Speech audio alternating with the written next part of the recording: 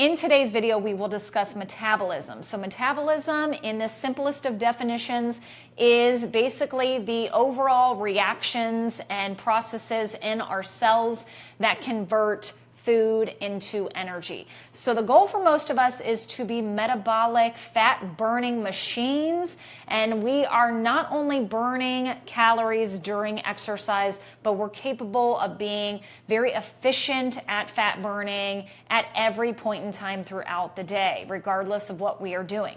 So if you really want to boost your metabolism, there are a few things you can do naturally.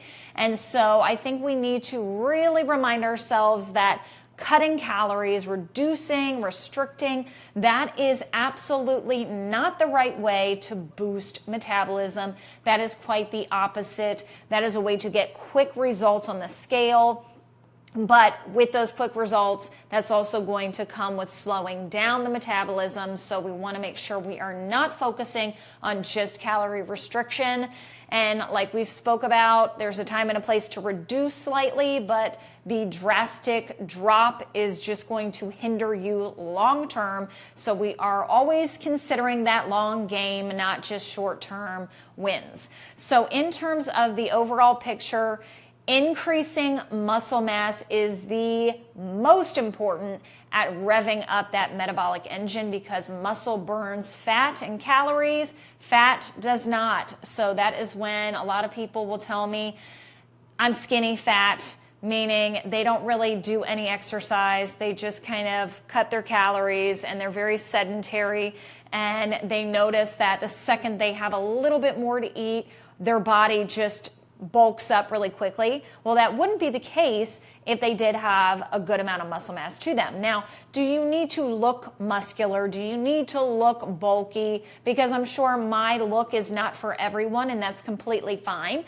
But you just need to make sure you're prioritizing your weight. So ideally, you are doing 3 days minimum, absolute minimum. I highly suggest for women over 40 to get at least 4 days a week if you can.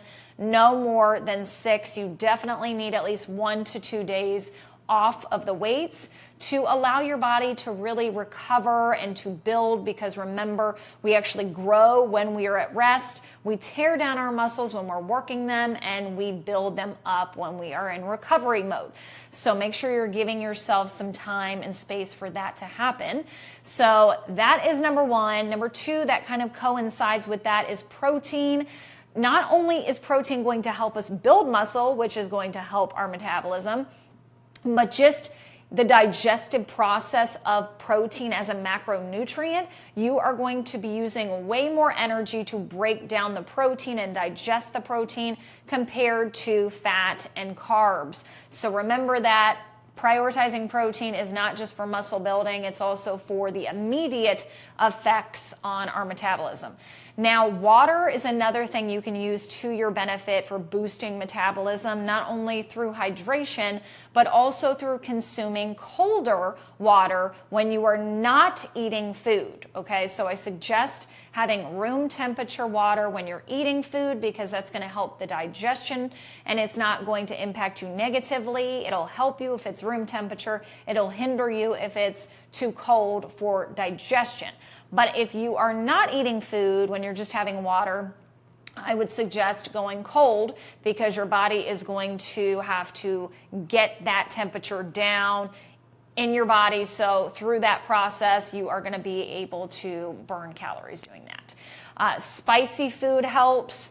Caffeinated beverages help. So green tea is great. Matcha. If you love coffee, coffee's fine too. We'll get into coffee and caffeine a little bit more in a different video, discussing the pros and cons in terms of hormones, especially cortisol, how that can negatively impact you if you're not doing it in the best of ways. And so those are going to be really helpful for metabolism, as well as high intensity interval training. So we will discuss that in a little bit more detail, but at the end of the day, incorporating a little bit of high intensity interval training is going to be super helpful for metabolism. I suggest 10 to 20 minutes 1 to 2 times per week, no more than 3. You can tack this on at the end of your workout, whether that is weight training, that is low intensity, steady state cardio, and at the end, you end with a bang, you end with that high intensity. That's going to be super helpful as well. So hopefully this was helpful, and we'll see you in the next video.